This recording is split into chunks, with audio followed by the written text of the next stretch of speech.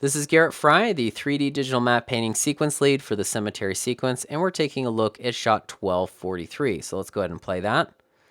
So you can see we're kind of drifting through this graveyard, and the feedback that we've been given is to add more gravestones to this shot. So there's a lot of areas to add gravestones. So we've got this foreground right here that you can add gravestones. It's pretty cool to add something that's really close to the camera and just have it go off of frame really quickly. Kind of makes it feel like the camera's crawling through the gravestones, which is a pretty cool look. We have this area back here. We have this area. We have stuff in the back up here along this ridge. And so there's a lot of different areas that we can put gravestones into. So this area here in the back, you can see it's mostly in shadow, and the stuff in the front is mostly in light. And so if you add a gravestone here, it's great because then you get this really beautiful rim light kick on your gravestone. But if you put it back here, it's going to be in shadow. It's not going to be as interesting unless you change some of the lighting conditions. And the way that you do that is you just add more dappled light on the ground around the gravestone that you're adding, and then that justifies that gravestone having some dappled light on it. And so you're going to want to do that for stuff in the back to make it more visually interesting. You just have to know that it does have an effect on the environment around it. You can't just put a gravestone there with a rim light and then have that rim light not affect anything else around it.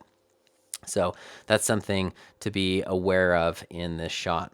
Also, because this is a moving shot, everything is going to have to be projected in 3D, if that be a card. So like the stuff back here is going to be just fine for cards, but when you get this close, you're going to need to project onto 3D geometry. If that's a fully CG object that you have in the scene, or if you're projecting onto a projection, like a projected model that you use, that you model behind your projection.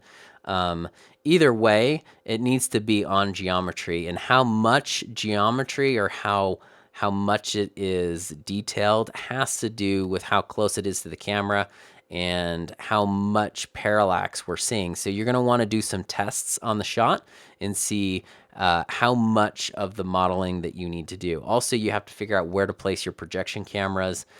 If you have one projection camera with a patch, and then where are you going to put that projection camera? Where are you going to put your patch?